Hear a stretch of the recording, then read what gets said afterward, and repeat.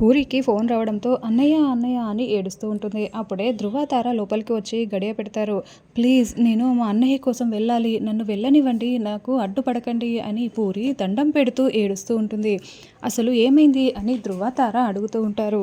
మా అన్నయ్యని షూట్ చేసి చంపేశారంట, నేను మా అన్నయ్య కోసం వెళ్ళాలి, అక్కడ మా అమ్మ ఒంటరిగా ఏడుస్తూ ఉంది, నేను వెళ్ళాలి, ప్లీజ్ నన్ను వెళ్ళనివ్వండి అని పూరి వేడుకుంటూ ఉంటే, అసలు ఎందుకు ఇలా అబద్ధాలాడుతున్నారు, ఇదొక మళ్ళీ కొత్త డ్రామా మొదలుపెట్టారా అని తార అంటుంది. ఎందుకు తార నువ్వు ఇలా మాట్లాడుతున్నావు, నేను నిజమే చెప్తున్నాను అని పూరి అంటుంది.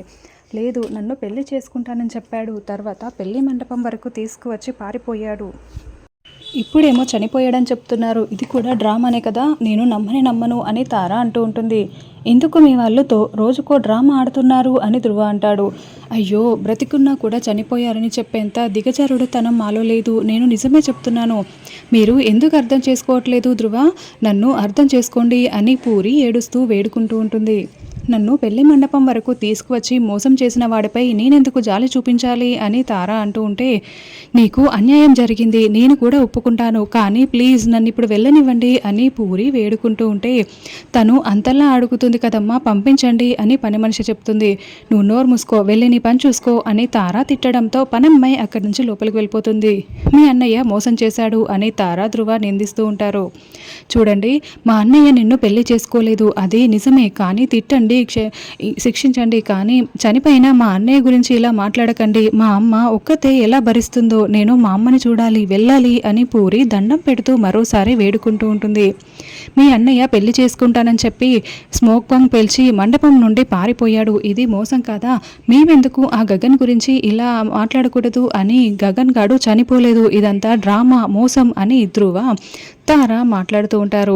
లేదు, నేను నిజమే చెప్తున్నాను, మా అన్నయ్య చనిపోయాడు అని పూరి ఏడుస్తూ ఉంటుంది. చూడు, నేను ముందే కోపంతో ఉన్నాను, నా చెల్లి కన్నీళ్ళు కావా, నీది మాత్రమే కన్నీళ్ళా, నేను ఇంకా కోపాన్ని ఆపుకుంటున్నాను, నువ్వు ఇలాగే మాట్లాడుతూ ఉంటే నేను అస్సలు ఊరుకోను, నువ్వు ఈ ఇంటి నుండి కదలడానికే వీల్లేదు అని ధృవ అంటే, ఇలా ఇప్పుడు మీ ఇంటికి వెళ్తూ వస్తూ ఉంటావు, తర్వాత గగన్ గారు హీరోలాగా రీఎంట్రీ ఇచ్చేస్తారు, అప్పుడు నేనే కదా అన్యాయం అయిపోయేది, నా మెడలో తాళి కడతానని నా జీవితాన్ని నాశనం చేశాడు, కాబట్టి నువ్వు ఆ ఇంటికి వెళ్ళడానికి వీల్లేదు, తర్వాత బిడ్డ పుడుతుంది, అంత మామూలు అయిపోతుందని అనుకుంటున్నావేమో, నిన్నైతే ఈ ఇంటి నుండి కదిలించేది లేదు అని తార వార్నింగ్ ఇస్తూ ఉంటుంది. అవునని ధృవ కూడా అంటూ ఉంటాడు. అసలు మీరు మనుషుల మృగాల, మా అన్నయ్య చనిపోయాడు, మా అమ్మ బాధలో ఉందంటే మీకు ఎందుకు అర్థం కావట్లేదు అని పూరి అరుస్తూ ఉంటుంది. ఏంటి, మమ్మల్ని మృగాలంటావా, మరి మేము మృగాలైతే మీ అన్నయ్య ఏంటి, మమ్మల్ని మోసం చేయలేదా, స్మోక్ బాంబ్ పేల్చి భూమిని తీసుకొని పారిపోలేదా, మరి మీరు చేసిందేంటి అని ధృవ తిట్టి లోపలికి వెళ్ళిపోతాడు. చూడు, మమ్మల్ని మృగాలన్నావు కదా, ఇప్పుడు చూడు మృగాలంటే ఎలా ఉంటాయో నీకు చూపిస్తాను అని కొరడా తీసుకువస్తుంది తార. కొరడాని చూపిస్తూ ఉండడంతో తార వద్దు అని పూరి అంటూ ఉంటుంది. తార కొట్టొద్దు అని పూరి వేడుకుంటున్నా కూడా తార కొరడాతో పూరిని ఇష్టం వచ్చినట్టుగా కొడుతూ ఉంటుంది. ఇదంతా చాటుగా చూస్తున్న పనమ్మాయి, అయ్యో పాపం, ఇలాంటి కష్టం ఎవరికి రాకూడదు అని అనుకుంటూ ఉంటుంది. పూరి చావు దెబ్బలు తింటూ ఉంటుంది. మరోవైపు శారద గగన్ గదినంతా కూడా సర్దుతూ ఉంటుంది. అప్పుడే కేపీ శారదా అంటూ అక్కడికి రావడంతో, ఏమండి కాసేపు ఆగండి, గగన్కి గదే నీట్గా లేకపోతే అసలు నచ్చదండి, ఇవన్నీ సదరాలి, వాడు వచ్చేస్తాడు, గగన్కి ఈ షర్ట్ అంటే చాలా ఇష్టం, ఈ షర్ట్ చూడండి ఎంత బాగా మడత పెట్టాను, ఈ షూ అంటే చాలా ఇష్టం, ఇది చూడండి, రెడీ అవుతూ అద్దంలో చూసుకొని చాలా మురిసిపోతూ ఉంటాడు, వాడికి అస్సలు నచ్చదండి ఇలా ఉంటే, గదంతా శుభ్రంగా ఉండాలి అని శారద మాట్లాడుతూ ఉంటుంది.